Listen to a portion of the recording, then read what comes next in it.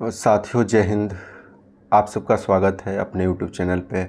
और थंबनेल में आपने देखा ही होगा, भारतीय जो शारीरिक शिक्षा का इतिहास रहा है, physical education of India history, उसके तीसरे पार्ट की MCQ को शुरू करते हैं। और शुरू करने से पहले आप सबसे फिर से कहूँगा, सब्सक्राइब, शेयर और लाइक करना ना भूलिए। और ख़ास तौर पर जो लोग नए देख रहे हैं वीडियो, वो सब्सक्राइब और शेयर ज़रूर कीजिएगा।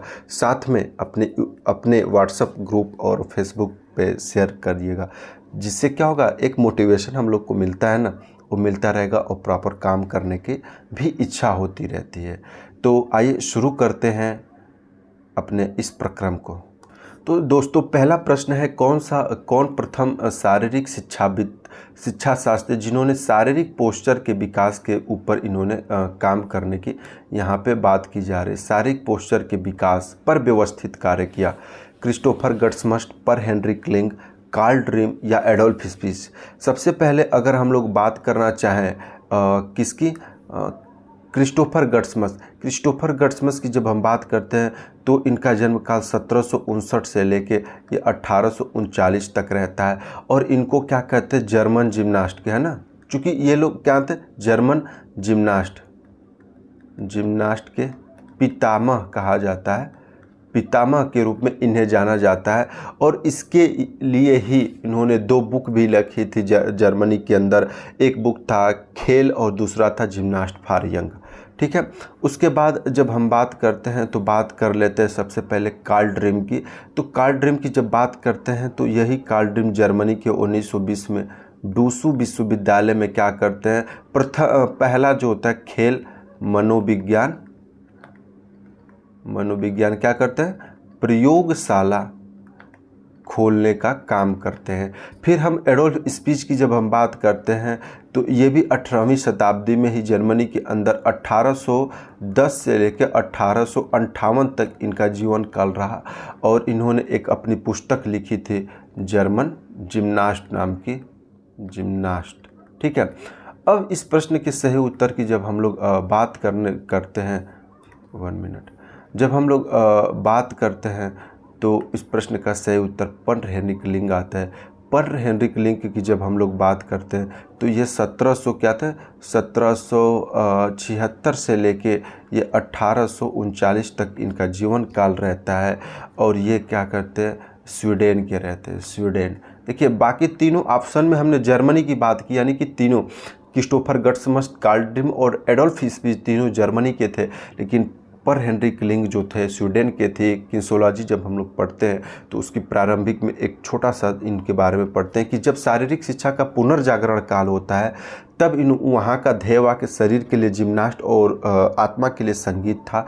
तो पर हेनरी क्लिंग ने वहाँ के जो शरीर के लिए जिम्नास्ट शब्द था प्राचीन यूनान का, वहाँ से लेते हैं। और फिर स्वीडन के अंदर ही एक नई तकनीक जिम्नास्टिक की लाते हैं, जिम्नास्टिक की नई तकनीक लाते हैं। और उसके वजह से क्या कहते हैं, उपचार करना शुरू कर देते हैं। वहीं से जिम्नास्ट की एक नई प्रणाली मेडिको जिम्नास्ट शुरू की जाती है। और यही मेडिको जिम्नास्ट आगे चल के क्या करते हैं, फिजियोथेरेपी बनती है। और फिजियोथेरेपी को आप लोग जानते हैं कि हमारे पोस्चर को सही करने के लिए विभिन्न प्रकार के एक्सरसाइज और मसाज का उपयोग करते हैं। और इसी फिजियोथेरेपी के लिए 1813 में ही स्वीडन के अंदर एक इस स्कूल, जिसको GIC कहते हैं, gymnastic centre institute, GCI, sorry, यहाँ पे GCI होगा, मैंने इस चीज़ पर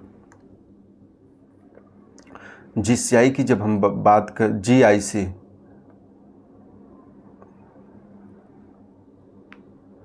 GCI जिम्नास्टिक सेंट्रल इंस्टीट्यूट विद्यालय खोला था। और उसी के अंदर एक क्रमबद्ध रूप से क्या किया गया, फिजियोथेरेपी की भी ट्रेनिंग दी गई। और इसीलिए पर हेनरी क्लिंग इस प्रश्न का सही उत्तर हो जाता है। आगे की प्रश्न की बात करते हैं, IOC की जो आम सभा होती है किस नाम से जानी जाती है। जब IOC की आम सभा के रूप में बात करते हैं तो सबसे पहले IOC की जब हम बात करते हैं तो जानते ही हैं कि 23 जून सन 1894 को इसका क्या हुआ था, गठन हुआ था। यानी कि पहली समिति बनी थी, पहली समिति बनी थी और इसमें 15 लोगों को शामिल किया गया था। और इसकी जो 15 समितियां बनी थी और जो कहते हैं ऑफिस, जो कार्यालय था वो पेरिस के अंदर था।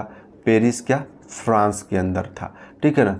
आज के समय में इसका ट्रांसफ़र करके कहाँ पे कर दिया गया है, आप कमेंट बॉक्स में ज़रूर बताइएगा कि आईओसी का वर्तमान कार्यालय कहाँ पे है और कब ये पेरिस से उस स्थान पे ट्रांसफ़र किया गया। ठीक है, जब आप उस कमेंट को बताएंगे तो हम कारण बताएंगे कि आखिर क्यों वहाँ से यहाँ स्थानांतरित किया गया।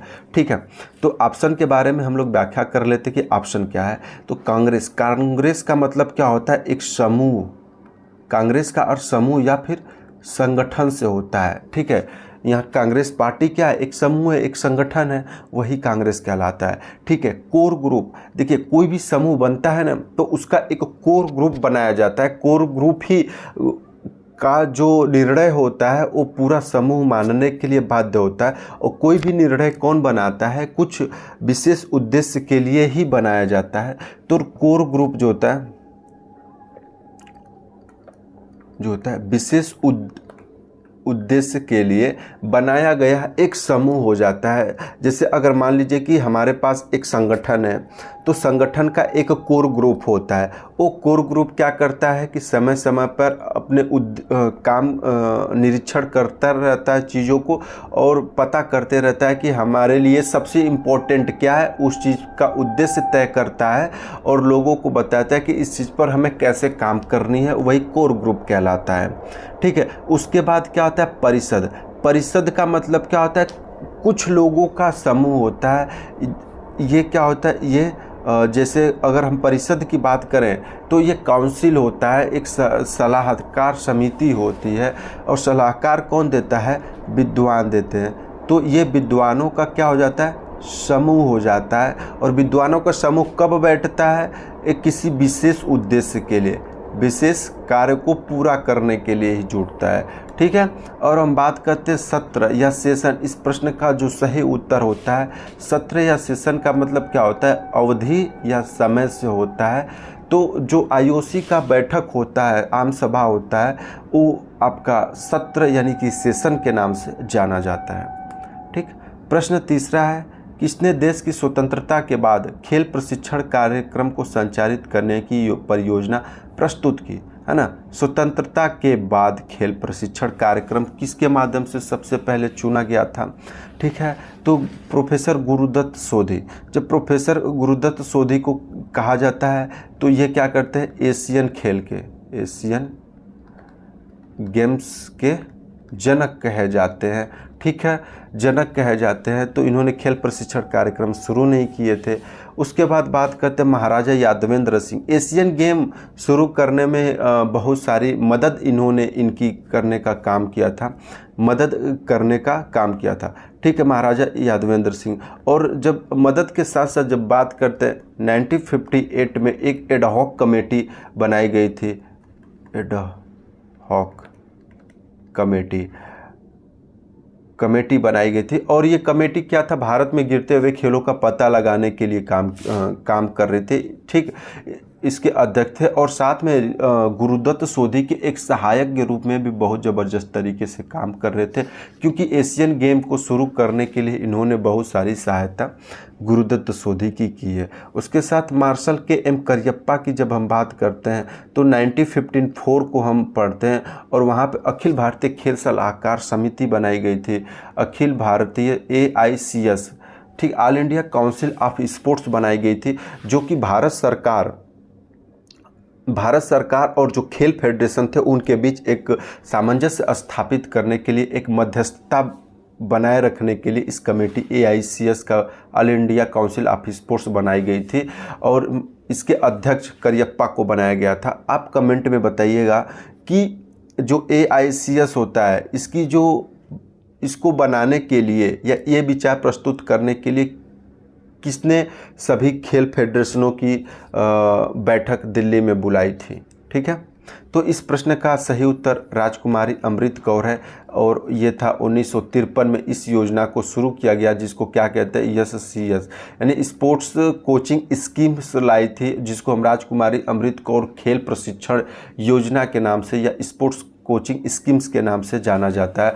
और इसका प्रस्ताव 1952 में ही पंडित नेहरू के समक्ष इन्होंने रखा था और 13 में इसका बजट पास हुआ और 13 से काम करना शुरू किया गया था। और यह जो खेल प्रशिक्षण कार्यक्रम था यह आपका 12 अक्टूबर 1961 में विलय कर दिया गया। NIS के MS degree, master of sport degree में इसका विलय कर दिया गया था। तो इस प्रश्न का सही उत्तर जो होता है राजकुमारी अमृत कौर है। इन्हीं के माध्यम से परियोजना प्रस्तुत की गई थी। इसके बाद की जो परियोजना होती है वो अलग अलग कमेटियों के माध्यम से की जाती है। और 1958 में जो एडहॉक कमेटी बनती है ना महाराजा यादव सिंह की अध्यक्षता में, ये पुरजोर तरीके से प्रशिक्षण की मांग करती है और तब जाके NIS बनता है। ठीक, बात करते हैं चौथे प्रश्न की। कौन सा खेल आधुनिक अश्व पोलो का आधार माना जाता है? जब हम अश्व पोलो की बात करते हैं तो चौसर और चौपड़, यहाँ पे दो ऑप्शन आप देख रहे हैं, अ और स, ये दोनों लगभग एक समान ही होते हैं, जिसको हम चौपड़ भी कहते हैं। चौपड़ है ना, चौपड़ ये क्या होता है? एक खेल हम लोग पचीसी की बात करते हैं ना, उसके समान हो जाता है। ठीक, एक होता है शतरंज। शतरंज जो होता है, पहले शतरंज नहीं था, उसके एक माफ़ कीजिएगा, एक चतुरंग खेल हुआ करता था मुगल काल में, चतुरंग। ठीक है, उसी के आधार पर शतरंज खेल की शुरुआत भारत में पड़ती है। और उसके बाद इस प्रश्न के सही उत्तर पे हम लोग आ जाते हैं चौगान। जब चौगान की बात करते हैं तो सबसे पहले इसका उल्लेख जो होता है रामायण काल। जब रामायण काल की जब हम बात करते हैं तो रामायण काल किसका पार्ट होता है? महाकाव्य काल का। महाकाव्य काल का एक पार्ट होता है रामायण काल, दूसरा पार्ट महाभारत होता है। तो रामायण काल में भी चौगान का उल्लेख मिलता है। और इसमें क्या होता है? घोड़ा का प्रयोग होता है और घोड़े बैठ कर खिलाड़ी क्या करता है? यष्टि, यानी कि जो छड़ी होती थी उसको यष्टि कहते हैं, और उससे बाल को मारा जाता था, यानी गेंद को मारा जाता था। अगर इसी चौगान को समझने का प्रयास करें तो 1210 को हम लोग याद करते हैं। और कुतुबुद्दीन ऐबक, दिल्ली सल्तनत है ना, कुतुबुद्दीन ऐबक को हम लोग याद करते हैं। और ये चौगान खेलते हुए ही घोड़े से गिरा और इसकी मृत्यु हो जाती है। क्लियर है? तो फिर आगे चलने का काम हम लोग करते हैं। ठीक, अगर चीज़ें आपको समझ में आ रही है तो चैनल को सब्सक्राइब, लाइक और शेयर ज़रूर कीजिएगा दोस्त, ये एक मोटिवेशन का काम करता है। ठीक, राष्ट्रीय प्रशिक्षण योजना किस संस्थान के द्वारा कार्य करती है? राष्ट्रीय प्रशिक्षण योजना यानी नेशनल ट्रेनिंग स्कीम किस संस्था के माध्यम से की जाती है? यानी खिलाड़ियों को किस संस्था द्वारा प्रशिक्षण देने का काम किया जाता है? NIS पटियाला, अखिल भारतीय खेल परिषद, या फिर भारतीय ओलंपिक संघ, भारतीय खेल प्राधिकरण की बात यहाँ पे की जा रही है। ठीक है, तो सबसे पहले अगर हम बात करें भारतीय खेल प्राधिकरण की, तो भारतीय खेल प्राधिकरण क्या है होता है? आपका स्पोर्ट अथॉरिटी ऑफ इंडिया, जिसको कब बनाई गई थी? आपको 25 जनवरी 1984 को इसका स्थापना हुआ था। ठीक है, इसका उद्देश्य क्या था? 1882 में जो भी कॉमनवेल्थ खेल ठीक, जो राष्ट्रमंडल खेल हुआ था, माफ़ कीजिएगा फिर से मैंने गलत बोल दिया, जो एशियन खेल हुआ था उस समय जो इंफ्रास्ट्रक्चर बनाए गए थे, उन्हीं चीज़ों के रख रखाव, देखभाल, आगे उसका कैसे उपयोग करना है, उसीलिए स्पोर्ट अथॉरिटी ऑफ इंडिया को इस्टेब्लिश किया गया था। भारतीय ओलंपिक संघ, जब भारतीय ओलंपिक संघ की जब हम लोग बात करते हैं तो 1927 का सन याद आता है, और मतलब को इस्टेब्लिश किया जाता है और प्रथम अध्यक्ष के रूप में टाटा को बनाया जाता है। ठीक है, वर्तमान में अगर इसकी अध्यक्षता की बात की जाए तो ये हमारी उड़न परी PT उषा इसके वर्तमान अध्यक्ष, पहली भारतीय महिला IOA के अध्यक्ष बनने वाले। अखिल भारतीय खेल परिषद की जब हम बात करते हैं, all India council of sports की बात करते हैं। ठीक है, तो ये एक सलाहकार समिति थी जो कि 1954 में बनाई गई थी और KM करियप्पा इसके अध्यक्ष थे। ठीक है, और जब हम ट्रेनिंग और प्रशिक्षण की संस्थान की जब बात करते हैं तो NS-NIS पटियाला आता है। सबसे पहले यह NIS के रूप में इस्टेब्लिश हुआ था। फिर सुभाष चंद्र बोस की जन्म दिवस यानी कि 23 जनवरी को 1973 में इसके अंदर NS यानी नेताजी सुभाष शब्द जोड़ दिया गया और यहीं पे क्या होता है, प्रशिक्षण योजना चलाई जाती है।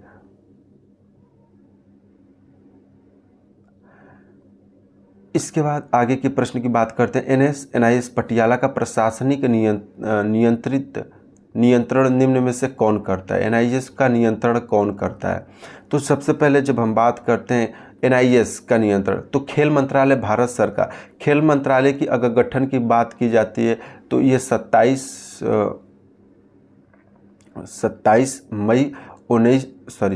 मई सन 2000 को क्या होता है, खेल मंत्रालय का गठन किया जाता है। उससे पहले NIS काम कर रहा था तो उसके नियंत्रण में है।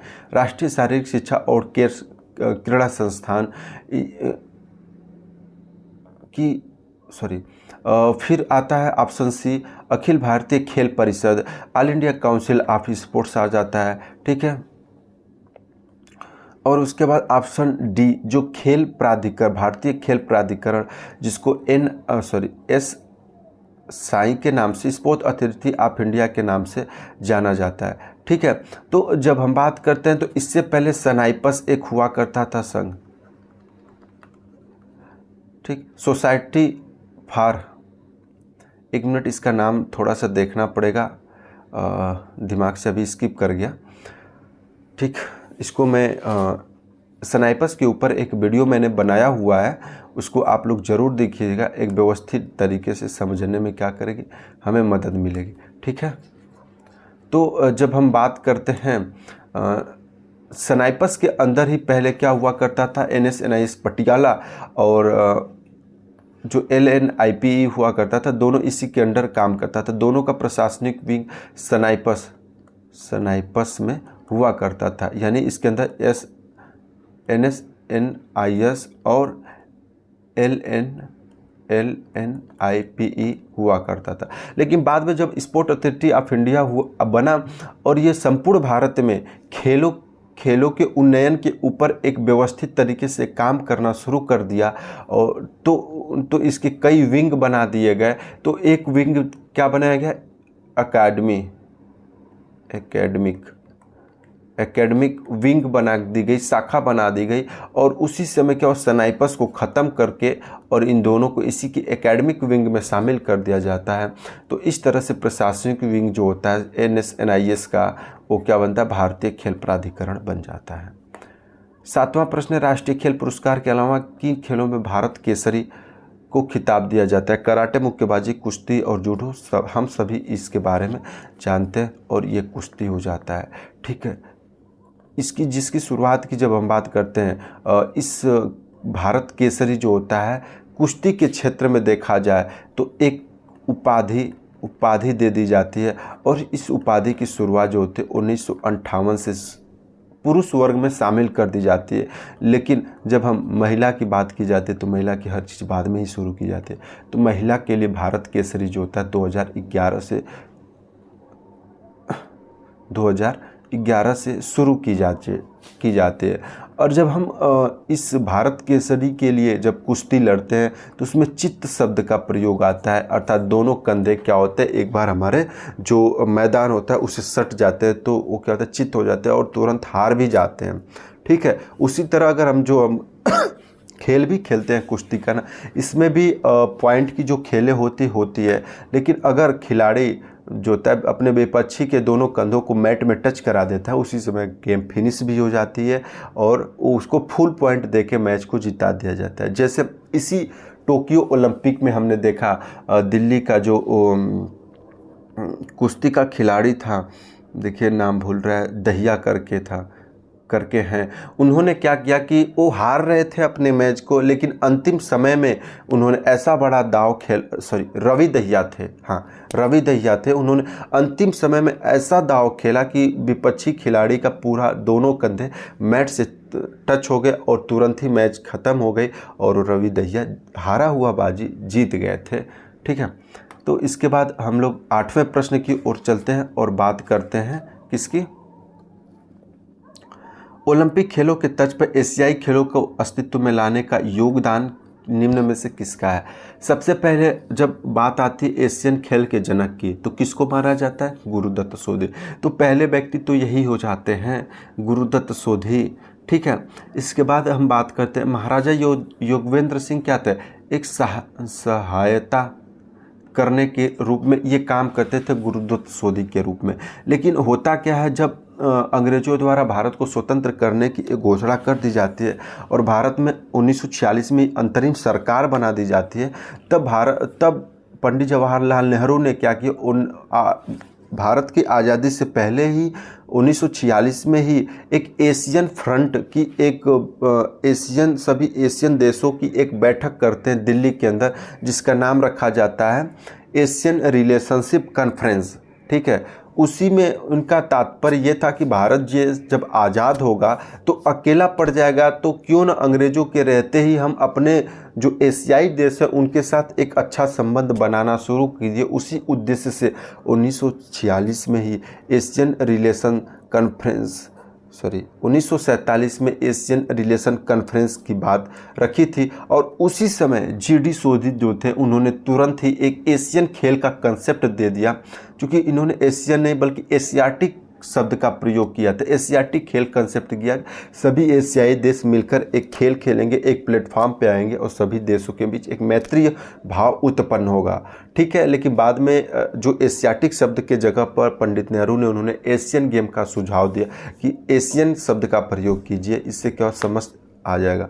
तो इस तरीके से पंडित नेहरू और गुरुदत्त सोधी की जो नेतृत्व उसके माध्यम से, इन्हीं दोनों की योगदान के माध्यम से हमारा क्या हुआ, एशियाई खेल अस्तित्व में आया। और ये फिर उसके बाद क्या हुआ, इसकी जब लड़ाई की जब बात की जाती है एशियन खेल को शुरू करने की, तो पहला प्रयास 1948 में शुरू किया गया। लेकिन जानते हैं 1948 लंदन ओलंपिक में था, तो सभी खिलाड़ी लंदन पर ध्यान दिए थे, न कि एशियन गेम। फिर 1949 में भी एक प्रयास किया गया, असफल रहा। फिर तीसरा प्रयास आपका क्या 1950 में किया जाता है, और क्या वहाँ पे भी असफल रहता है, पैसे की कमी पड़ जाती है। और अंत में 1951 में क्या होता है, पहला आपका एशियन खेल शुरू किया जाता है। कब से, 4 मार्च से। ठीक है, और एशियन जब हम बात करते हैं, एक एसोसिएशन बनाई जाती है, एजीएफ, एशियन गेम फेडरेशन। ये बनता है आपका 13 फरवरी 1949 को, और उसके बाद 1951 में आपका एशियन गेम शुरू कर दिया जाता है। ठीक है, आगे प्रश्न की बात करते हैं, और ये खेल पुरस्कारों से जुड़ा हुआ होता है। ठीक है, आसान सा है, मैचिंग करना है। महाराणा प्रताप पुरस्कार, महाराणा प्रताप कहाँ से कौन से क्षेत्र से भारत के रिलेट है, तो वो है राजस्थान से, तो इसका संबंध क्या हो जाएगा, आपका राजस्थान से हो जाएगा। उसी तरह महाराजा रणजीत सिंह पुरस्कार, रणजीत सिंह कहाँ से आते हैं, पंजाब से आते हैं, तो इनका पंजाब के साथ लग जाता है। छत्रपति शिवाजी पुरस्कार, तो शिवाजी कहाँ से आते हैं, महाराष्ट्र से आते हैं, तो इनका महाराष्ट्र से लग जाता है। उसी तरह एकलव्य पुरस्कार की जब हम बात करते हैं, तो ये मध्य प्रदेश से क्षेत्र से आते हैं, तो मध्य प्रदेश के अंतर इनके नाम सुना जाता है। तो ऑप्शन क्या बन जाता है हमारा, ए का जो होता है बी बनता है, यानी कि राजस्थान, और ऑप्शन सी इस प्रश्न का सही उत्तर हो जाता है।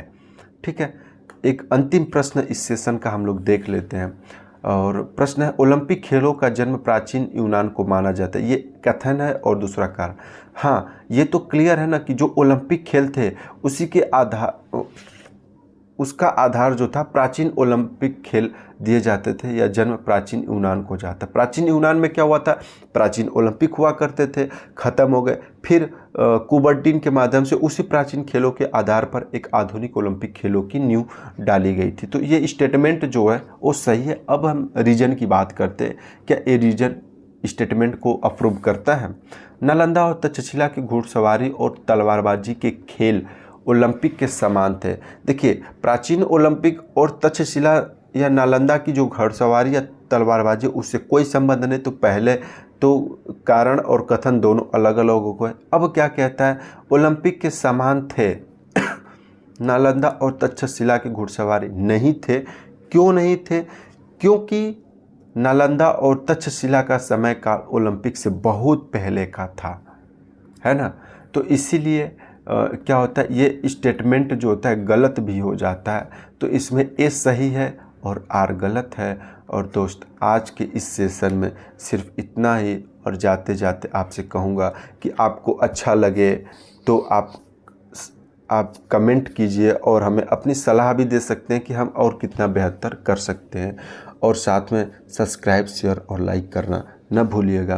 तो आज के लिए बस इतना ही। आप सबको जय हिंद, आपका शुभ हो।